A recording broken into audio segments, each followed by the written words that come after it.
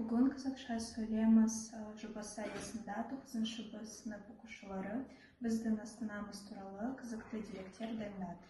1997 жылы Қазақстан Республикасының астанасы Алматыдан Ақмола қаласына ауыстырылды, ал 1998 жылы қаланың атауы Астана болып өзгерді. Елорда атауының идеясы тон ортасында Нұрсұлтан Назарбаевқа келді.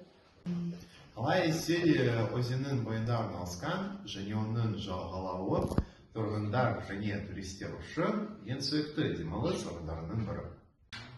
Соңғы жылдары Астана халқының саны 4 есеге өсті.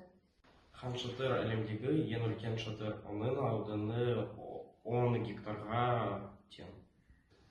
1999 жылы Астана ЮНЕСКО нұсқасы бойынша бейбітшілік қаласы атағына ие болды.